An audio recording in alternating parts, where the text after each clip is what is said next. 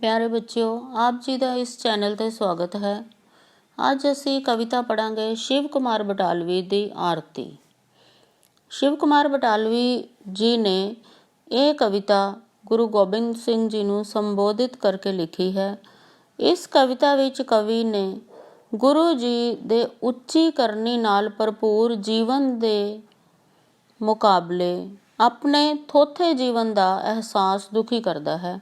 ਕਵੀ ਅਨੁਭਵ ਕਰਦਾ ਹੈ ਕਿ ਜਿੰਨਾ ਚਿਰ ਮਨੁੱਖ ਆਪਣੇ ਜੀਵਨ ਤੇ ਆਦਰਸ਼ ਨੂੰ ਗੁਰੂ ਗੋਬਿੰਦ ਸਿੰਘ ਜੀ ਦੇ ਉੱਚ ਕਰਨੀ ਵਾਲੇ ਤੇ ਕਰਮਯੋਗੀ ਜੀਵਨ ਅਨੁਸਾਰ ਨਹੀਂ ਢਾਲ ਲੈਂਦੇ, ਉਹਨਾਂ ਚਿਰ ਉਹ ਉਹਨਾਂ ਦੀ ਆਰਤੀ ਦਾ ਢੁਕਵਾਂ ਗੀਤ ਗਾਉਣ ਦੇ ਸਮਰੱਥ ਨਹੀਂ ਹੋ ਸਕਦਾ। ਇਸ ਕਵਿਤਾ ਵਿੱਚ ਕਵੀ ਅਨੁਭਵ ਕਰਦਾ ਹੈ ਕਿ ਉਸ ਦਾ ਜੀਵਨ ਤਾਂ ਬਹੁਤ ਥੋਥਾ ਜੀਵਨ ਹੈ, ਉਹ ਗੁਰੂ ਜੀ ਦੀ ਆਰਤੀ ਕਿਵੇਂ ਗਾ ਸਕਦਾ ਹੈ। ਕਵਿਤਾ ਹੈ ਆਰਤੀ। ਮੈਂ ਕਿਸ ਹੰਝੂ ਦਾ ਦੀਵਾ ਬਾਲ ਕੇ ਤੇਰੀ ਆਰਤੀ ਗਾਵਾਂ, ਮੈਂ ਕਿਹੜੇ ਸ਼ਬਦ ਦੇ ਬੂਹੇ ਤੇ ਮੰਗਣ ਗੀਤ ਅੱਜ ਜਾਵਾਂ, ਜੋ ਤੈਨੂੰ ਕਰਨ ਲਈ ਭੇਟਾ ਮੈਂ ਤੇਰੇ ਦੁਆਰ ਤੇ ਆਵਾਂ।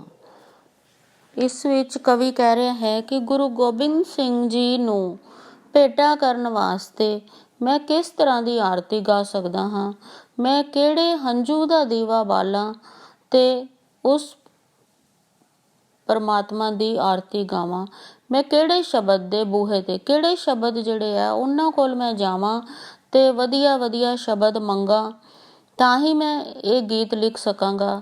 ਜੋ ਤੈਨੂੰ ਕਰਨ ਭੇਟਾ ਮੈਂ ਤੇਰੇ ਦੁਆਰ ਤੇ ਆਵਾਂ, ਜਿਹੜਾ ਗੀਤ ਮੈਂ ਬਹੁਤ ਵਧੀਆ ਢੰਗ ਨਾਲ ਲਿਖਾਂ ਔਰ ਤੇਰੇ ਦੁਆਰ ਤੇ ਆਵਾਂ। ਮੇਰੇ ਕੋਲ ਐਸੇ ਕੋਈ ਸ਼ਬਦ ਨਹੀਂ ਜਿਨ੍ਹਾਂ ਸ਼ਬਦਾਂ ਦੇ ਵਿੱਚ ਮੈਂ ਤੇਰੇ ਇਸ ਕਰਨੀ ਨੂੰ ਬਿਆਨ ਕਰ ਸਕਾਂ। ਉਹ ਅਨੁਭਵ ਕਰਦਾ ਹੈ ਕਿ ਮੇਰੇ ਵਿੱਚ ਇੰਨੀ ਹਿੰਮਤ ਨਹੀਂ ਕਿ ਮੈਂ ਉਹਨਾਂ ਦੀ ਆਰਤੀ ਗਾ ਸਕਾਂ। ਮੇਰਾ ਕੋਈ ਗੀਤ ਨਹੀਂ ਐਸਾ ਜੋ ਤੇਰੇ ਮੇਚ ਆ ਜਾਵੇ, ਤੇਰੇ ਬਾਜ਼ਾਰ ਵਿੱਚ ਜਾ ਕੇ ਜੋ ਆਪਣਾ ਸਿਰ ਕਟਾ ਆਵੇ, ਜੋ ਆਪਣੇ ਸੁਹਲ ਛਿੰਦੇ ਬੋਲ ਨੀਹਾਂ ਵਿੱਚ ਚਿਣਾ ਆਵੇ, ਤੇ ਹਾਏ ਸ਼ਬਦ ਨੂੰ ਤਲਵਾਰ ਦਾ ਪਾਣੀ ਪਿਆ ਆਵੇ। ਹੁਣ ਕਵੀ ਇਹਨਾਂ ਲਾਈਨਾਂ 'ਚ ਕਹਿ ਰਿਹਾ ਹੈ ਕਿ ਮੇਰਾ ਕੋਈ ਗੀਤ ਐਸਾ ਨਹੀਂ ਜੋ ਤੇਰੇ ਮੇਚ ਆ ਸਕੇ, ਪਰੇ ਬਾਜ਼ਾਰ ਵਿੱਚ ਜਾ ਕੇ ਜੋ ਆਪਣਾ ਸਿਰ ਕਟਾਵੇ।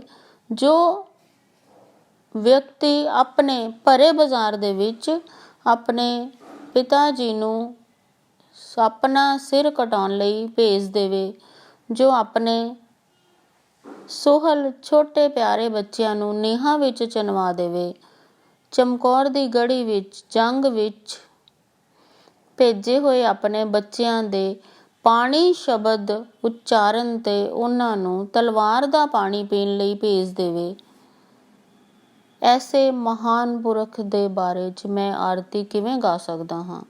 ਮੇਰੇ ਕੋਲ ਸ਼ਬਦ ਨਹੀਂ ਹਨ, ਕਿਉਂਕਿ ਮੇਰੇ ਸ਼ਬਦ ਤਾਂ ਅਥਰੂ ਕੇਰਨ ਵਾਲੇ ਸ਼ਬਦ ਹਨ।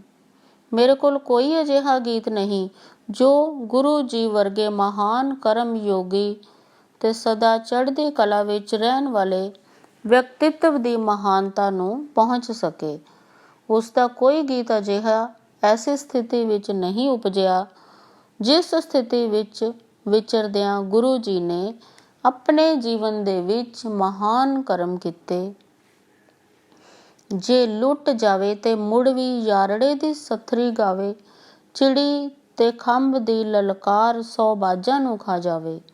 ਮੈਂ ਕਿੰਜ ਤਲਵਾਰ ਦੀ ਗਾਨੀ ਅੱਜ ਆਪਣੇ ਗੀਤ ਗਲ ਪਾਵਾਂ, ਮੇਰਾ ਹਰ ਗੀਤ ਬੁਜ਼ਦਿਲ ਹੈ, ਮੇਰਾ ਕਿਹੜਾ ਗੀਤ ਅੱਜ ਗਾਵਾਂ, ਮੈਂ ਕਿਹੜੇ ਬੋਲ ਦੀ ਭੇਟਾ ਲੈ ਤੇਰੇ ਦੁਆਰ ਤੇ ਆਵਾਂ।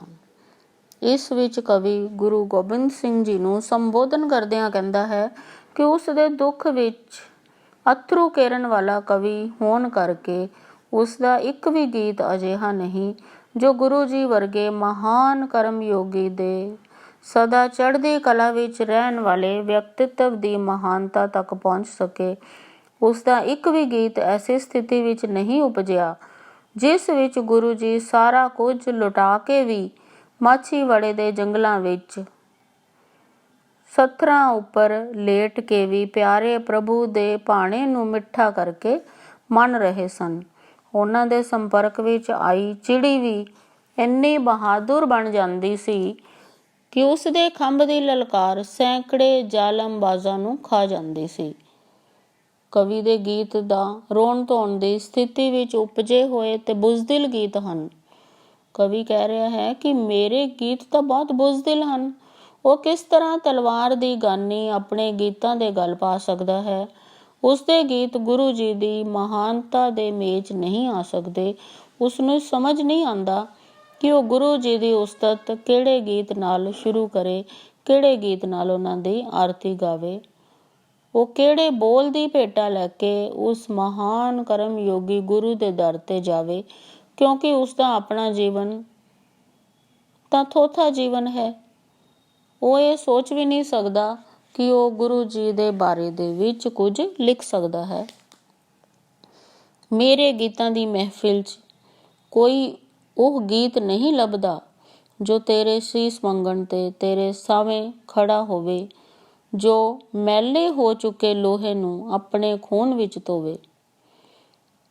ਕਵੀ ਕਹਿ ਰਿਹਾ ਹੈ ਕਿ ਮੇਰੇ ਗੀਤਾਂ ਦੀ ਮਹਿਫਿਲ ਵਿੱਚ, ਮੇਰੇ ਕੋਲ ਗੀਤਾਂ ਦੀ ਮਹਿਫਿਲ ਹੈ, ਪਰ ਉਹਨਾਂ ਵਿੱਚ ਕੋਈ ਗੀਤ ਐਸਾ ਨਹੀਂ ਲੱਭਦਾ ਜੋ ਕੀ ਕਰ ਸਕਦਾ ਹੈ, ਜੋ ਤੇਰੇ ਸੀਸ ਮੰਗਣ ਤੇ, ਜੇ ਤੂੰ ਸੀਸ ਮੰਗੇ ਤਾਂ ਉਹ ਸੀਸ ਮੰਗਣ ਤੇ ਤੇਰੇ ਅੱਗੇ ਖੜਾ ਹੋ ਸਕੇ, ਜੋ ਮੈਲੇ ਹੋ ਚੁੱਕੇ ਲੋਹੇ ਨੂੰ ਆਪਣੇ ਖੂਨ ਦੇ ਨਾਲ ਧੋਵੇ।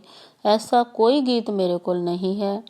ਅਰਥਾਤ ਕਵੀ ਕਹਿ ਰਿਹਾ ਹੈ ਕਿ ਮੈਂ ਤਾਂ ਇੰਨਾ ਬੁਜ਼ਦਿਲ ਵਿਅਕਤੀ ਹਾਂ, ਮੇਰੇ ਗੀਤ ਇੰਨੇ ਬੁਜ਼ਦਿਲ ਹਨ ਕਿ ਮੈਂ ਆਪਣੇ ਸਾਹਮਣੇ ਖੜਾ ਹੋ ਜਾਵੇ ਤਾਂ ਮੈਲੇ ਹੋ ਚੁੱਕੇ ਲੋਹੇ ਨੂੰ ਸਰੀਰ ਦੀ ਕੁਰਬਾਨੀ ਦੇ ਕੇ ਆਪਣੇ ਲਹੂ ਨਾਲ ਧੋ ਵੀ ਨਹੀਂ ਸਕਦਾ। ਕਿ ਜਿਸ ਦੀ ਮੌਤ ਪਿੱਛੋਂ ਉਸਨੂੰ ਕੋਈ ਸ਼ਬਦ ਨਾ ਰੋਵੇ, ਕਿ ਜਿਸ ਨੂੰ ਪੀੜ ਤਾਂ ਕੀਹ ਪੀੜ ਦਾ ਅਹਿਸਾਸ ਨਾ ਛੋਵੇ, ਜੋ ਲੋਹਾ ਪੀ ਸਕੇ ਉਹ ਗੀਤ ਕਿੱਥੋਂ ਲੈ ਕੇ ਮੈਂ ਆਵਾਂ, ਮੈਂ ਆਪਣੇ ਪੀੜ ਦੇ ਅਹਿਸਾਸ ਕੋਲੋਂ ਦੂਰ ਕਿੰਝ ਜਾਵਾਂ। ਇਸ ਵਿੱਚ ਕਵੀ ਕਹਿ ਰਿਹਾ ਹੈ ਕਿ ਜਿਸ ਦੀ ਮੌਤ ਪਿੱਛੋਂ ਉਸ ਦੀ ਕੋਈ ਸ਼ਬਦ ਨਾ ਰੋਵੇ।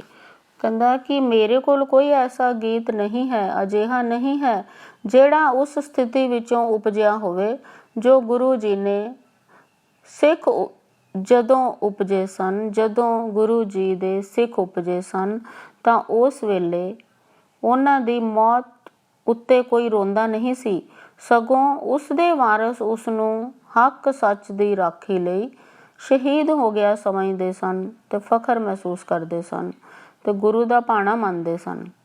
ਉਸ ਦਾ ਇੱਕ ਵੀ ਗੀਤ ਅਜਿਹਾ ਨਹੀਂ ਹੈ ਜੋ ਐਸੀ ਸਥਿਤੀ ਵਿੱਚ ਉਪਜਿਆ ਜਿਸ ਵਿੱਚ ਗੁਰੂ ਜੀ ਦੇ ਸਿੱਖ ਉਪਜੇ, ਜੋ ਦੁੱਖ ਪੀੜ ਦਾ ਅਹਿਸਾਸ ਵੀ ਨਹੀਂ ਕਰ ਸਕਦੇ। ਉਸ ਕੋਲ ਅਜਿਹਾ ਕੋਈ ਗੀਤ ਨਹੀਂ ਜਿਸ ਵਿੱਚ ਦੁਸ਼ਟਾਂ, ਦੋਸ਼ੀਆਂ, ਦੋਖੀਆਂ ਨਾਲ ਲੋਹਾ ਲੈਣ ਤੇ ਕੁਰਬਾਨੀ ਕਰਨ ਦਾ ਚਾਅ ਹੋਵੇ। ਕਵੀ ਸਮਝਦਾ ਹੈ ਕਿ ਉਸ ਨੂੰ ਉਹ ਗੀਤ ਕਿਤੋਂ ਨਹੀਂ ਮਿਲ ਸਕਦਾ ਜੋ ਗੁਰੂ ਸਾਹਿਬ ਦੀ ਮਹਾਨਤਾ ਦੇ ਮੇਚ ਆ ਸਕੇ। ਉਸ ਨੂੰ ਆਪਣਾ ਇਸ ਗੀਤ ਦੇ ਉੱਤੇ ਕੋਈ ਮਾਣ ਨਹੀਂ। ਉਹ ਸੋਚਦਾ ਹੈ ਮੇਰੇ ਗੀਤ ਦੁੱਖਾਂ ਭਰੇ ਗੀਤ ਹਨ, ਜਿਹੜੇ ਦੁੱਖ ਨੂੰ ਮੰਨਦੇ ਵੀ ਹਨ ਤੇ ਗਾਉਂਦੇ ਵੀ ਹਨ। ਮੇਰੇ ਕੋਲ ਤੇ ਕੋਈ ਐਸਾ ਗੀਤ ਨਹੀਂ ਹੈ ਜਿਹੜਾ ਕਿ ਕਿਸੇ ਦੀ ਮੌਤ ਦੇ ਉੱਤੇ ਵੀ ਹੱਸਦਾ ਹੋਵੇ। ਮੇਰੇ ਗੀਤ ਰੋਣ ਵਾਲੇ ਹਨ। ਕੋਈ ਗੀਤ ਐਸਾ ਨਹੀਂ ਜੋ ਗੁਰੂ ਸਾਹਿਬ ਦੇ ਮੇਤ ਆ ਸਕੇ ਤੇ ਮੈਂ ਉਹਨਾਂ ਦੀ ਆਰਤੀ ਵਿੱਚ ਗਾ ਸਕਾਂ। ਮੈਂ ਤੇਰੀ ਉਸਤਤ ਦਾ ਗੀਤ ਚਾਹੁੰਦਾ ਹਾਂ ਕਿ ਉਹ ਹੋਵੇ ਜਿੱਥੇ ਹੱਥ ਸੱਚ ਦੀ ਤਲਵਾਰ ਤੇ ਨੈਣਾਂ 'ਚ ਰੋਹ ਹੋਵੇ, ਜਿਹਦੇ ਵਿੱਚ ਵਤਨ ਦੀ ਮਿੱਟੀ ਲਈ ਅੰਤਾਂ ਦਾ ਮੋਹ ਹੋਵੇ, ਜਿਹਦੇ ਵਿੱਚ ਲਹੂ ਤੇਰੇ ਦੀ ਰਲੀ ਲਾਲੀ ਤੇ ਲੌ ਹੋਵੇ। ਮੈਂ ਆਪਣੇ ਲਹੂ ਦਾ ਕਿਸੇ ਗੀਤ ਨੂੰ ਟਿੱਕਾ ਕਿਵੇਂ ਲਾਵਾਂ, ਮੈਂ ਬੁਜ਼ਦਿਲ ਗੀਤ ਲੈ ਕੇ ਕਿਸ ਤਰ੍ਹਾਂ ਤੇਰੇ ਦੁਆਰੇ ਤੇ ਆਵਾਂ। ਇਸ ਵਿੱਚ ਕਵੀ ਕਹਿ ਰਿਹਾ ਹੈ ਕਿ ਉਹ ਚਾਹੁੰਦਾ ਹੈ ਕਿ ਉਸਦੇ ਹੱਥ ਵਿੱਚ ਗੁਰੂ ਜੀ ਵਾਂਗ ਹੀ ਸੱਚ ਦੀ ਤਲਵਾਰ ਤੇ ਨੈਣਾਂ ਵਿੱਚ ਜਬਰ ਜ਼ੁਲਮ ਦੇ ਖਿਲਾਫ ਰੋਹ ਭਰਿਆ ਹੋਵੇ। ਉਹ ਇਹ ਵੀ ਚਾਹੁੰਦਾ ਹੈ ਕਿ ਉਸ ਵਿੱਚ ਦੇਸ਼ ਦੀ ਮਿੱਟੀ ਵਿੱਚ ਬੇਹੱਦ ਪਿਆਰ ਭਰਿਆ ਹੋਵੇ। ਕੀ ਚਾਹੁੰਦਾ ਹੈ ਉਹ? ਕਿ ਮੈਂ ਵੀ ਇਹ ਆਪਣੇ ਮਨੋਂ ਤਾਂ ਚਾਹੁੰਦਾ ਹਾਂ ਕਿ ਦੇਸ਼ ਦੀ ਮਿੱਟੀ ਲਈ ਪਿਆਰ ਮੇਰੇ ਗੀਤਾਂ ਵਿੱਚ ਹੋਵੇ, ਉਸ ਵਿੱਚ ਗੁਰੂ ਜੀ ਦੇ ਲਹੂ ਦੀ ਲਾਲੀ ਅਤੇ ਲੌ ਰਲੀ ਹੋਵੇ, ਅਰਥਾਤ ਗੁਰੂ ਜੀ ਦੇ ਜੀਵਨ ਦੇ ਆਦਰਸ਼ ਅਨੁਸਾਰ ਢਲਿਆ ਹੋਵੇ, ਹੱਕ ਸੱਚ ਲਈ ਕੁਰਬਾਨੀਆਂ ਦੇਣ ਵਾਲਾ ਹੋਵੇ। ਉਹ ਆਪਣੇ ਦੁੱਖਾਂ ਪੀੜਾਂ ਕਾਰਨ ਰੋਣ ਧੋਣ ਵਾਲੇ ਲਹੂ ਦਾ ਟਿੱਕਾ ਲੈ ਕੇ ਕਿਵੇਂ ਗੀਤ ਲਿਖ ਸਕਦਾ ਹੈ, ਜਿਹੜਾ ਗੀਤ ਉਹ ਗੁਰੂ ਜੀ ਦੇ ਪੇਸ਼ ਕਰ ਸਕੇ। ਉਹ ਆਪਣੇ ਬੁਜ਼ਦਿਲ ਗੀਤ ਨੂੰ ਲੈ ਕੇ ਕਿਵੇਂ ਉਸ ਮਹਾਨ ਪੁਰਖ ਦੇ ਗੁਰੂ ਜੀ ਦੇ ਅੱਗੇ ਜਾ ਸਕਦਾ ਹੈ। ਮੈਂ ਚਾਹੁੰਦਾ ਇਸ ਤੋਂ ਪਹਿਲਾਂ ਕਿ ਤੇਰੀ ਆਰਤੀ ਗਾਵਾਂ, ਮੈਂ ਮੈਲੇ ਸ਼ਬਦ ਧੋ ਕੇ ਜੀਭ ਦੀ ਕਿੱਲੀ ਤੇ ਪਾ ਆਵਾਂ।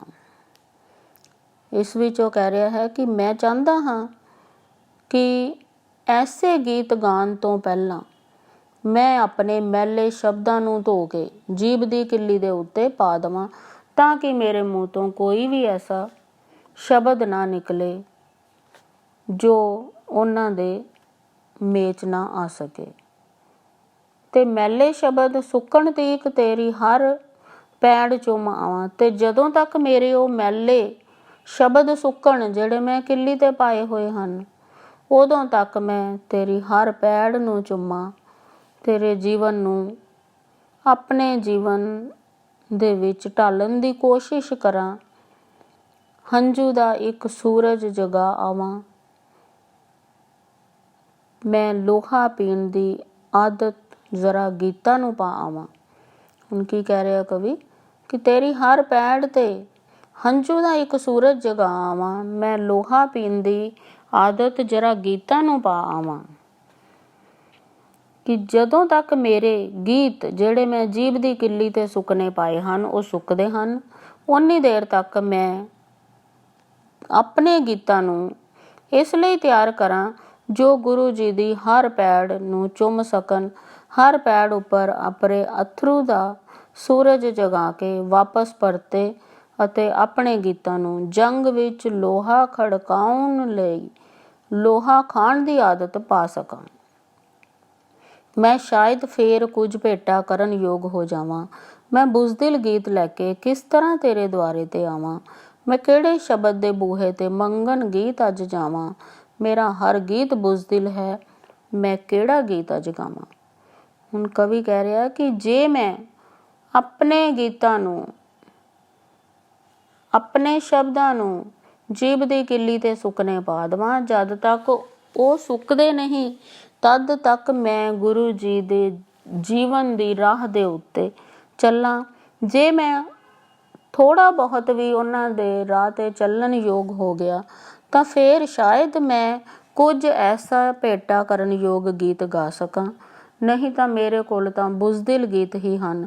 ਮੈਂ ਕਿਹੜੇ ਗੀਤ ਲੈ ਕੇ ਗੁਰੂ ਜੀ ਦੇ ਬੂਹੇ ਤੇ ਜਾਵਾਂ, ਮੈਂ ਕਿਹੜੇ ਸ਼ਬਦਾਂ ਦੇ ਬੂਹੇ ਤੇ ਜਾਵਾਂ ਤੇ ਐਸੇ ਸ਼ਬਦ ਮੰਗਾਂ ਜਿਹੜੇ ਸ਼ਬਦ ਗੁਰੂ ਜੀ ਦੇ ਮੇਚ ਆ ਸਕਣ, ਗੁਰੂ ਜੀ ਦੀ ਉਸਤਤ ਗਾ ਸਕਣ। ਪਿਆਰੇ ਬੱਚਿਓ, ਇਸ ਦਾ ਸਾਰ ਵੀ ਤੁਹਾਨੂੰ ਕਵਿਤਾ ਵਿੱਚ ਆਏਗਾ। ਇਸ ਦੇ ਸਾਰ ਵਿੱਚ ਤੁਸੀਂ ਲਿਖ ਸਕਦੇ ਹੋ ਕਿ ਜਿੰਨਾ ਚਿਰ ਮਨੁੱਖ ਆਪਣੇ ਜੀਵਨ ਤੇ ਆਦਰਸ਼ ਨੂੰ ਗੁਰੂ ਗੋਬਿੰਦ ਸਿੰਘ ਜੀ ਦੇ ਉੱਚੀ ਕਰਨੀ ਵਾਲੇ ਅਤੇ ਕਰਮ ਯੋਗੀ ਜੀਵਨ ਅਨੁਸਾਰ ਨਹੀਂ ਢਾਲ ਲੈਂਦਾ, ਉਹਨਾਂ ਚਿਰ ਉਹ ਉਹਨਾਂ ਦੀ ਆਰਤੀ ਦਾ ਢੁਕਵਾਂ ਗੀਤ ਗਾਉਣ ਲਈ ਸਮਰੱਥ ਨਹੀਂ ਹੋ ਸਕਦਾ।